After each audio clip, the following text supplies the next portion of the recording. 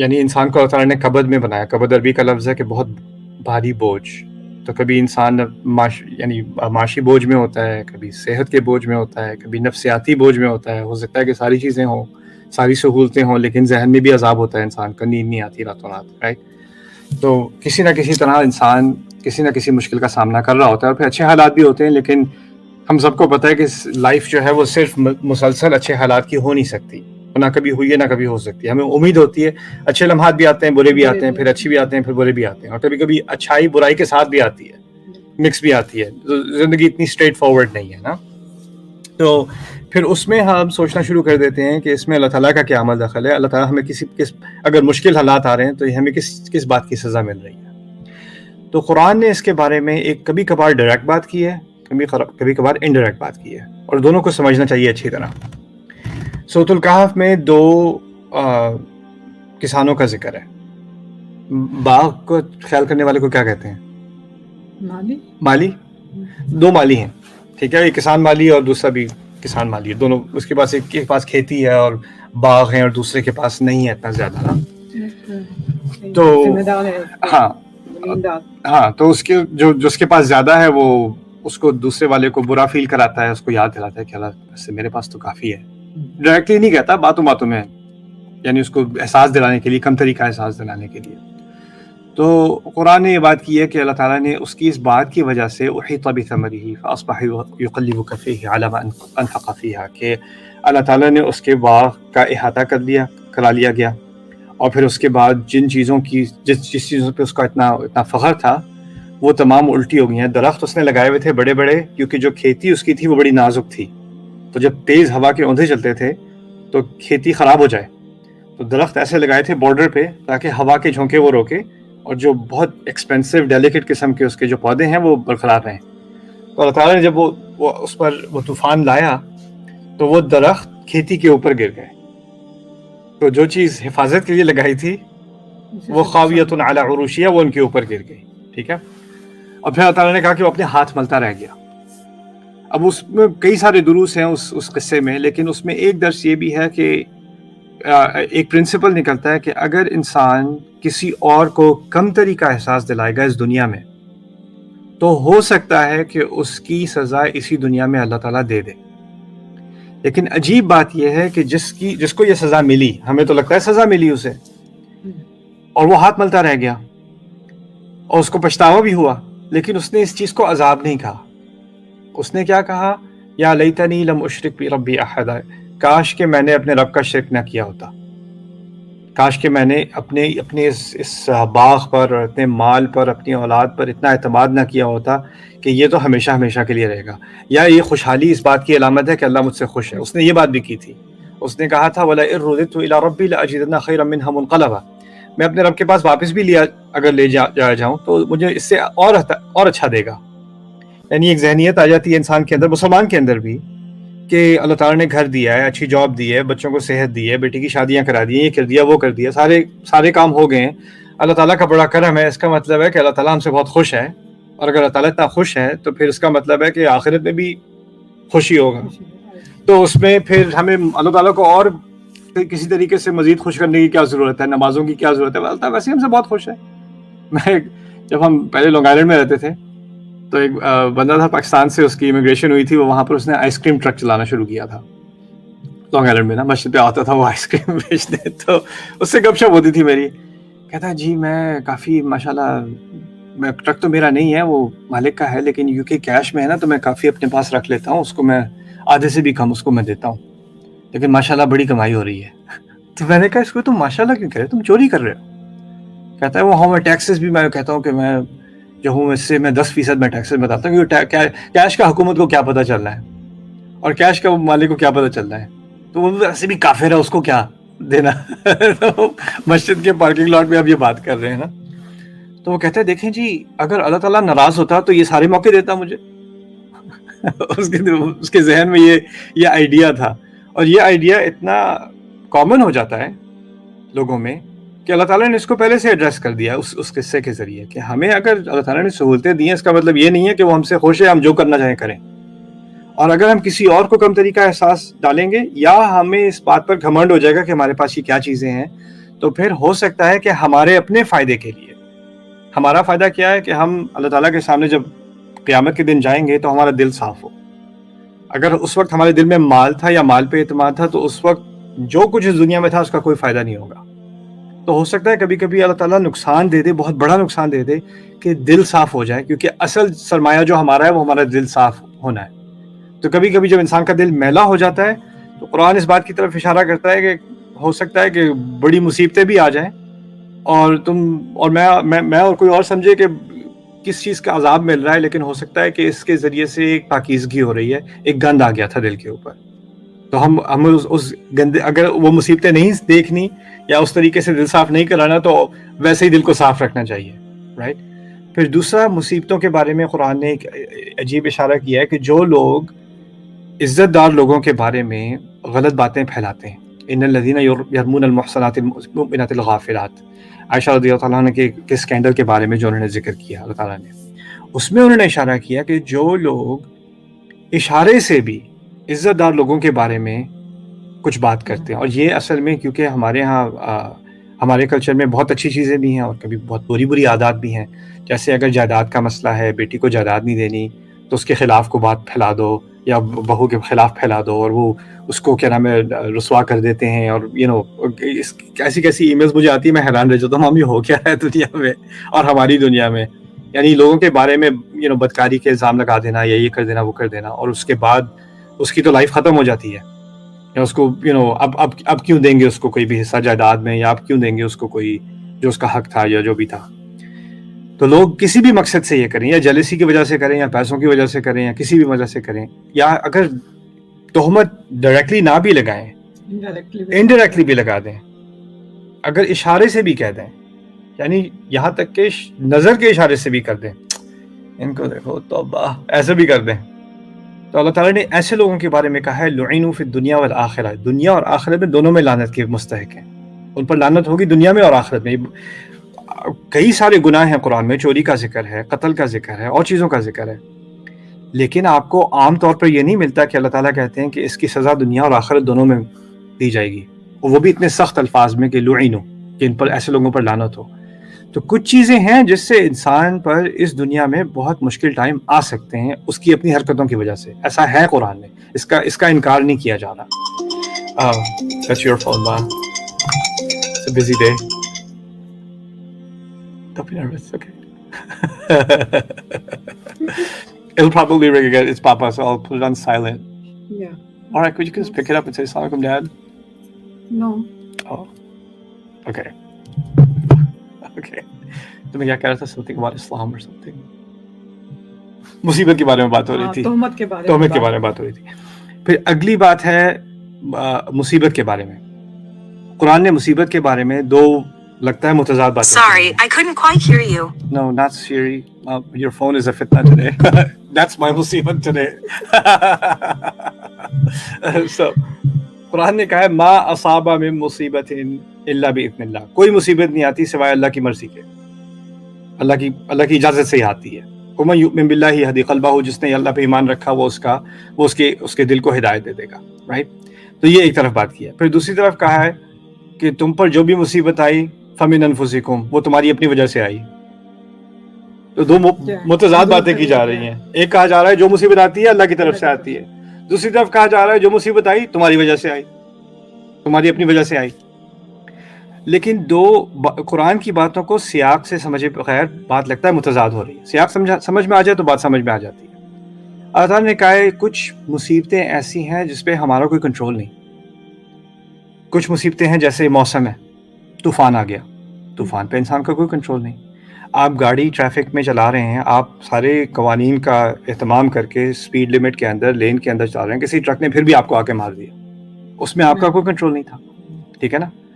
آپ اچھی بھلی اپنی جاب کر رہے ہیں، آپ دیانتی سے کام کر رہے ہیں، لیکن آپ کی جاب پھر بھی وہ کینسل ہو جاتی ہے، آپ کو فائر کر دیا جاتا ہے، اس میں آپ کی کوئی غلطی نہیں تھی.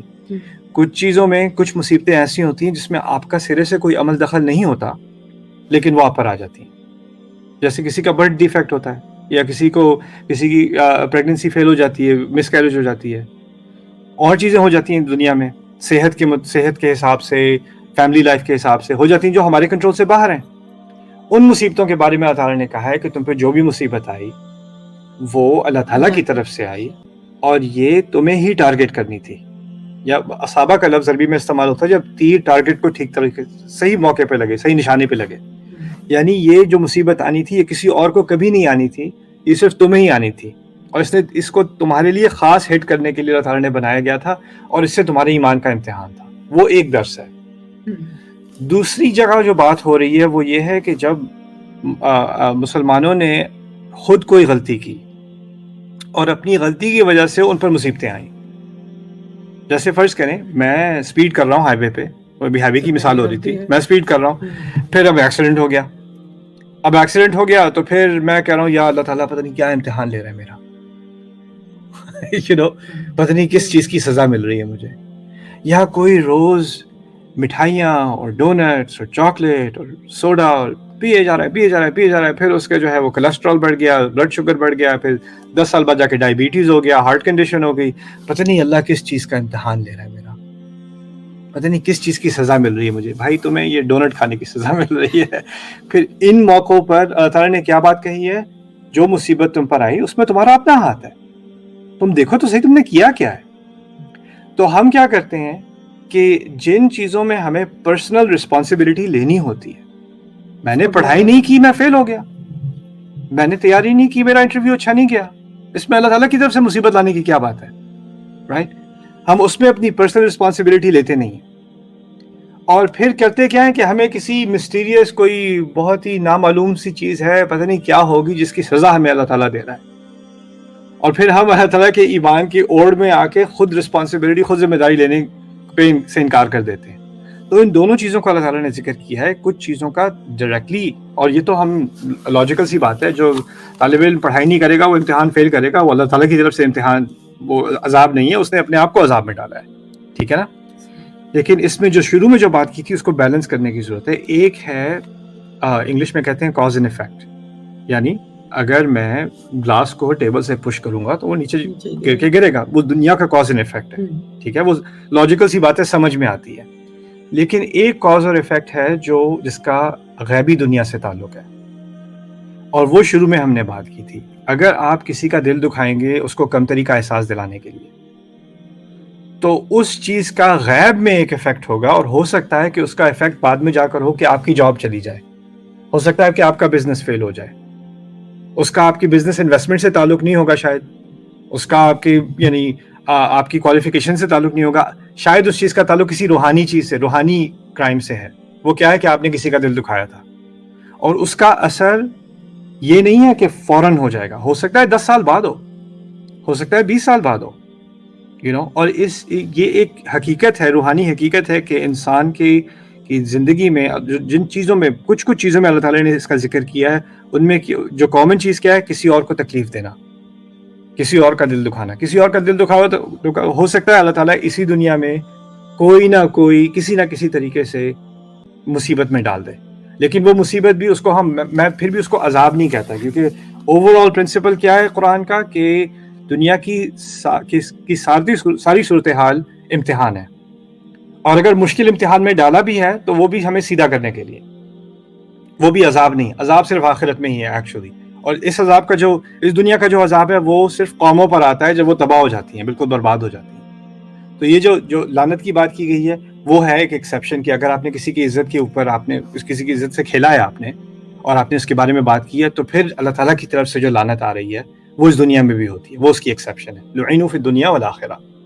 لیکن باقی ہو سکتا ہے کہ کوئی لاسز ہو جائیں، کوئی مشکل آ جائے انسان پر، لیکن وہ صرف ایک امتحان کا ہی درجہ رکھتی ہیں، وہ عذاب کا درجہ نہیں رکھتی. اس میں آخری بات یہ ہے کہ ہمارے ہاں اور ہمارے یہاں نہیں، ایکچولی کافی مسلم کلچرز میں اب یہ چیز آ گئی ہے کہ ہمیں بہت بہادری آ گئی ہے اللہ تعالیٰ کے بہاف پہ بات کرنے کی. جیسے کسی کے ہاں جو ہے مس کیریج ہو گئی، اب اس کو تانا دیا جا رہا ہے کسی کی طرف سے کہ یہ جو ہے نا تمہاری جو حرکتیں تھیں پہلے اس کی وجہ سے ہے، یا تم نے جو بدتمیزی کی تھی نا اس وقت اس کی وجہ سے تمہیں اس کی سزا مل رہی ہے. اپنی طرف سے کہنا، یا کہنا یہ اچھا اس کا یہ جو ایکسیڈنٹ ہوا ہے نا، یہ پتہ ہے اس نے پچھلے سال کیا تھا، اس کی سزا مل رہی ہے اسے. اچھا جی، آپ کو غیب سے خبر آئی کہ کون سے گناہ کا کی کون سی سزا ہے، اور آپ کو اتنی جرت کہ آپ اللہ تعالیٰ کے غیب کے اعمال پہ اتنا عبور ہے آپ کو کہ آپ نے کسی کے بارے میں کہہ دیا کہ اس عمل کے اس روحانی غلطی کا یا اس عمل کا اصل نتیجہ غیب سے ہو کے یہاں پر یہ آ رہا ہے، ان دونوں کا یہ کنیکشن ہے۔ ہمیں کیسے معلوم کہ کوئی چیز اللہ تعالیٰ کی طرف سے ڈسپلن ہے یا امتحان ہے؟ ہمیں کیسے معلوم؟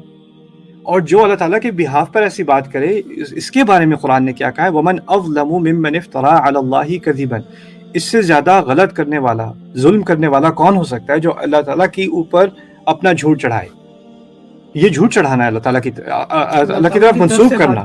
ہاں، اللہ تعالیٰ کی وہ بات منسوخ، آپ کی ججمنٹ ہے، آپ کو تسلی ہو رہی ہے کہ اس کو سزا مل رہی ہے، اور اپنے اس کو خدا پہ منسوخ کر دیا۔ بڑی جرت کی بات ہے یہ، اور تقولون علی اللہ ما لا تعلمون، اللہ تعالیٰ کے اوپر ایسی باتیں کرتے ہو جن کا تمہیں کوئی علم نہیں ہے، اور یہ بہت کامن ہو گیا ہے۔